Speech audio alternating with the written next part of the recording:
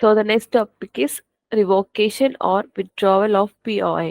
Revocation or withdrawal of power of attorney. ഇതാണ് next topic പറയുന്നത്. A POA is generally terminated if the taxpayer becomes incapacitated or incompetent. The POA can continue, however, in the case of a taxpayer's incapacity or incompetency, if the taxpayer authorizes this on the Form 2848, or if the taxpayer's non-IRS durable POA meets all the requirements for acceptance by the IRS. അതായത് a POA is generally terminated if the taxpayer becomes incapacitated or incompetent. ടാക്സ്പെയർ ഇൻകപ്പാസിറ്റേറ്റഡോ അല്ലെങ്കിൽ ഇൻകോമ്പിറ്റൻറ്റോ ആയ ഒരു situation വരുവാണെങ്കിൽ അവർ file ചെയ്തു വെച്ച POA power of attorney അത് terminated ആവും. അപ്പൊ POA ടെർമിനേറ്റഡ് ആവുന്ന സിറ്റുവേഷൻ എപ്പോഴാണെന്ന് ചോദിച്ചു കഴിഞ്ഞാൽ അത് ഓൺലി വൺ സിറ്റുവേഷൻ എപ്പോഴായിരിക്കും അത് ടാക്സ്പെയർ ബിക്കംസ് ഇൻകപ്പാസിറ്റേറ്റഡ് ഓർ ഇൻകോമ്പിറ്റൻറ്റ്.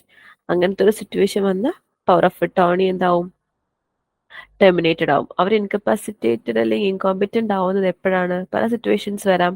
ഒന്നില്ലെങ്കിൽ അവർ ഫ്രോഡ് നടത്തിയത് കണ്ടുപിടിച്ചാൽ, അതല്ലാന്നുണ്ടെങ്കിൽ അവർക്ക് ഇപ്പോൾ ടാക്സ് പേ ചെയ്യാൻ പറ്റാത്തൊരു സിറ്റുവേഷൻ വന്നാൽ, മീൻസ് ഫിനാൻഷ്യൽ ഇഷ്യൂസ് ഒക്കെ വന്നിട്ട് ടാക്സ് പേ ചെയ്യാൻ പറ്റാത്തൊരു സിറ്റുവേഷൻ വന്നാൽ, ഇങ്ങനത്തെ സിറ്റുവേഷൻസിലെല്ലാം ഇവർ ഇൻകപ്പാസിറ്റേറ്റഡ് അല്ലെങ്കിൽ ഇൻകോമ്പിറ്റന്റ് ആവും.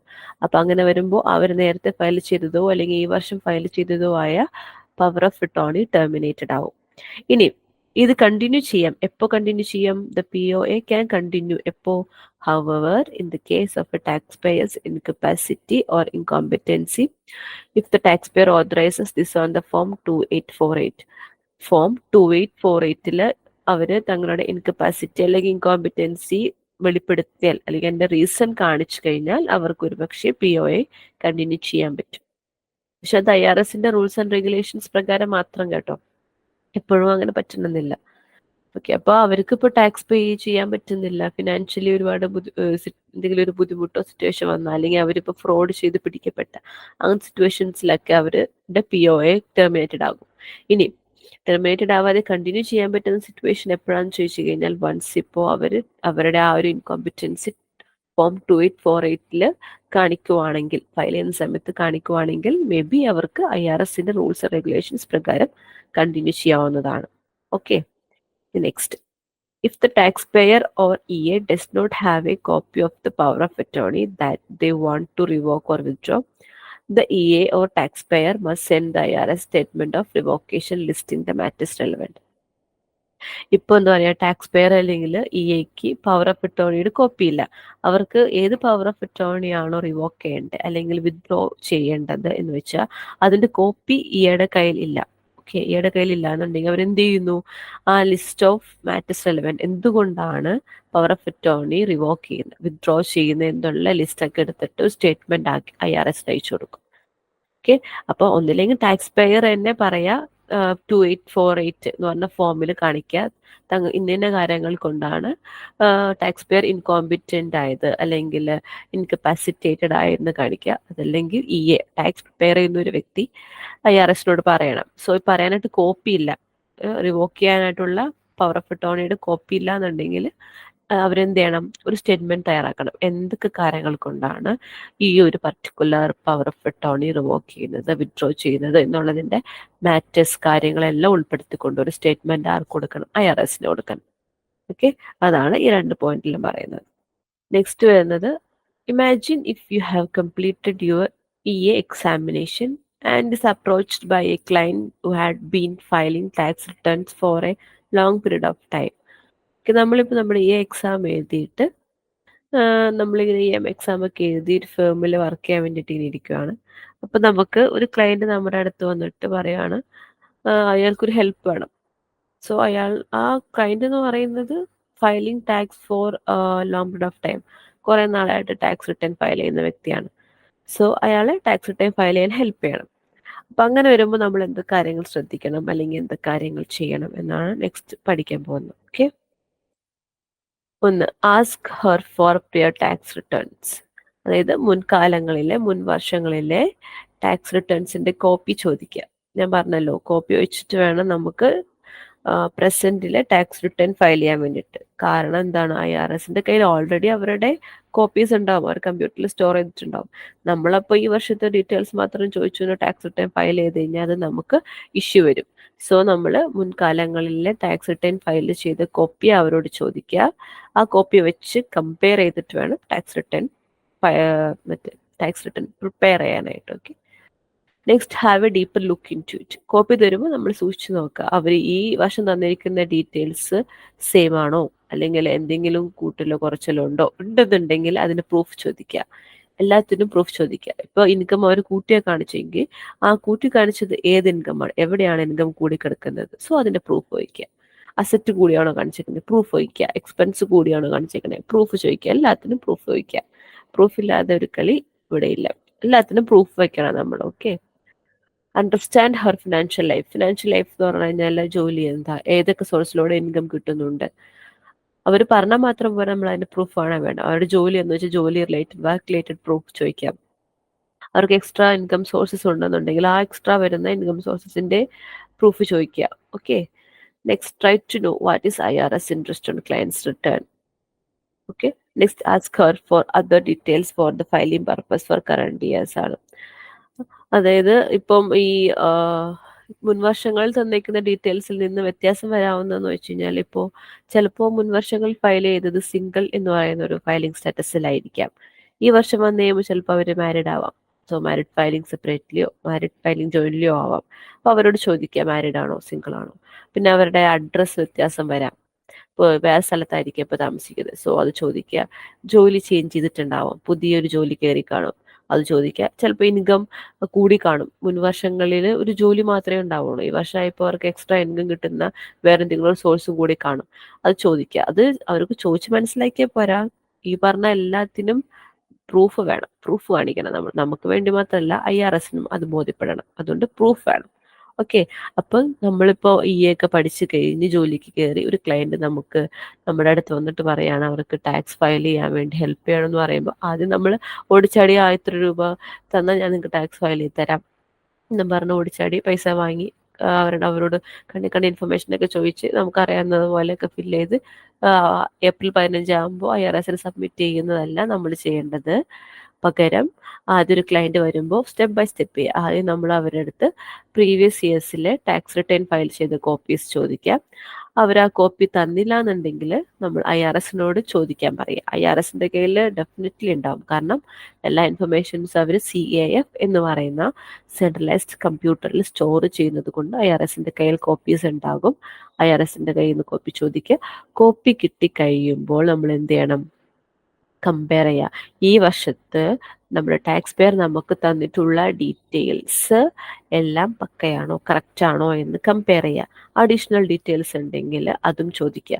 എന്ത് ഡീറ്റെയിൽസ് അവർ തന്നാലും നമ്മൾ അതിന് പ്രൂഫും കൂടെ ചോദിക്കുക. ഡോക്യുമെന്റ്സ് തരാൻ പറയാം, കാണിക്കാൻ പറയാം. ഓക്കെ, അങ്ങനെ നമ്മൾ നോക്കി അതിൽ മിസ്റ്റേക്ക് ഒന്നുമില്ല, എല്ലാം കറക്റ്റ് ആണെങ്കിൽ ഓരോ ഫോംസിലും കറക്റ്റ് ഡീറ്റെയിൽസ് ഒക്കെ എൻറ്റർ ചെയ്തിട്ട് എന്ത് ചെയ്യണം, ഏപ്രിൽ 15 ആകുമ്പോഴത്തേക്കും IRSന് സബ്മിറ്റ് ചെയ്യാം.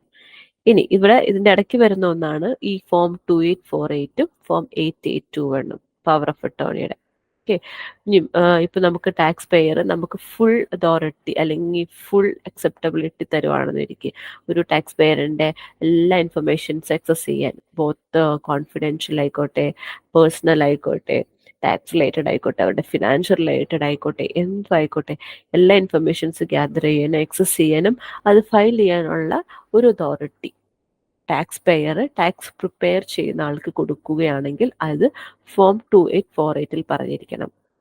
ഇനി ഉള്ളി ടാക്സ് റിലേറ്റഡ് കാര്യങ്ങൾ മാത്രം അന്വേഷിച്ചാൽ മതി, അത് മാത്രം നമ്മൾ നോക്കിയാൽ മതി എന്നുള്ളതാണെങ്കിൽ അത് ഫോം 8821ലും പറഞ്ഞിരിക്കണം. ഓക്കെ, ഇത്രയും കാര്യങ്ങൾ മനസ്സിലായോ?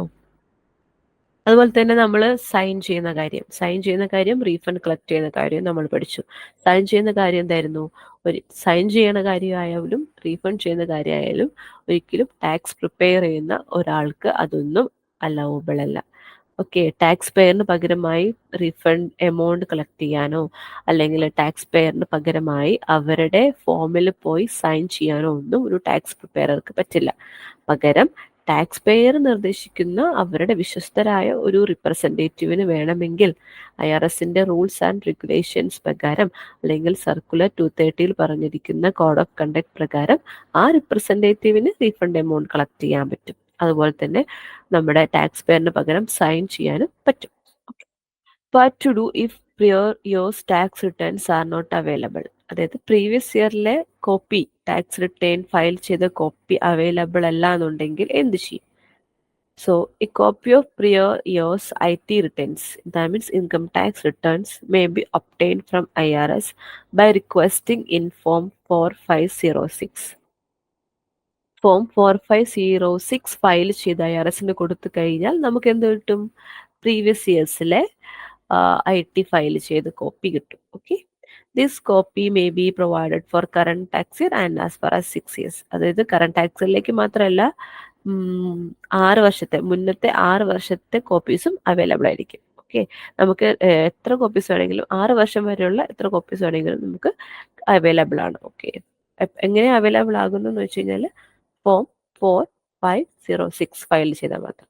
ആ ഫോം ഫയൽ ചെയ്ത് ഡ്യൂലി ഡേറ്റഡ് സൈൻ പേരൊക്കെ കൊടുത്ത് നമ്മൾ IRSന് സബ്മിറ്റ് ചെയ്ത് കഴിഞ്ഞാൽ നമുക്ക് എത്ര വർഷത്തെ കോപ്പിയാണോ വേണ്ടതെന്ന് വെച്ചാൽ കോപ്പി തരും. Including fee per copy is $43. ഓരോ കോപ്പിക്ക് $43 ആണ് ഫീ വരുന്നത്. The taxpayer should complete Form 4506 and mail or post it to the appropriate IRS office listed on the form.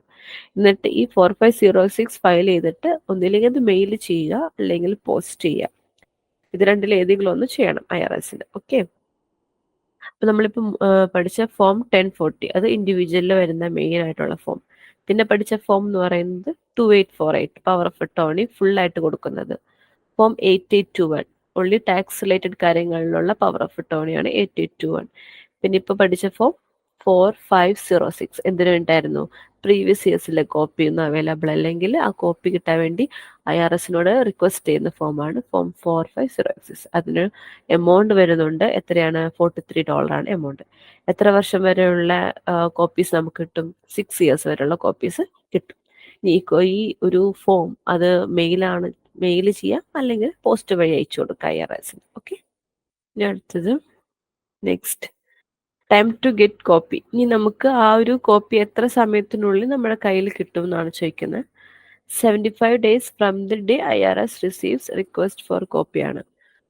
അതായത് നമ്മളിപ്പോ ആ ഒരു ഫോം 4506 ഫയൽ ചെയ്തിട്ട് നമ്മളത് എന്ത് ചെയ്തു, അതൊക്കെ ഫില്ല് ചെയ്ത് ഡേറ്റും സൈനൊക്കെ ഇട്ട് നമ്മളത് മെയിൽ ചെയ്യും അല്ലെങ്കിൽ നമ്മൾ പോസ്റ്റ് വഴി അയക്കും. അത് അയച്ച് IRSന് എപ്പോൾ കിട്ടുന്നോ അന്ന് ആ കിട്ടുന്ന ടൈം തൊട്ട് 75 ദിവസം അതിനുള്ളിൽ നമുക്ക് ആ കോപ്പി കിട്ടും. ഓക്കെ, അപ്പൊ IRS റിസീവ് ചെയ്യുന്ന സമയം തൊട്ട് 75 ദിവസമാണ് പറഞ്ഞിരിക്കുന്നത് മാക്സിമം. അതിനുള്ളിൽ നമുക്ക് ആ കോപ്പി കിട്ടും. എന്നിട്ട് നമുക്ക് ആ കോപ്പി വെച്ച് കമ്പയർ ചെയ്ത് ബാക്കിയുള്ള പ്രോസസ്സ് ചെയ്യാം. Okay, note tax payers who live in a federally declared disaster area can get a free copy of their tax return ആണ്. അതായത് ഈ നാച്ചുറൽ കലാമിറ്റീസോ അല്ലെങ്കിൽ എന്തെങ്കിലും ഫെഡറലി ഡിക്ലെയർ ഡിസാസ്റ്റർ മീൻസ് വാറൊക്കെ നടന്നിട്ട് ഡിസാസ്റ്റർ സംഭവിച്ച ഏരിയ, അങ്ങനെയൊക്കെ ഒരു ഏരിയയിൽ നിന്നുള്ള ആൾക്കാരാണെന്നുണ്ടെങ്കിൽ they get a free copy of their tax return. അവർക്ക് ഫീ കൊടുക്കേണ്ട ആവശ്യമില്ല, ഫ്രീ ആയിട്ട് കോപ്പി കിട്ടും. Okay, only in that case. Okay, അങ്ങനത്തെ ഒരു ഫെഡറലി ഡിസാസ്റ്റർ ഏരിയയിലുള്ളവർക്ക് മാത്രമേ അങ്ങനത്തെ ഒരു കൺസിഡറേഷൻ ഉള്ളൂ. ബാക്കി എല്ലാവർക്കും $43 പെർ കോപ്പി കൊടുക്കണം. ഓക്കെ.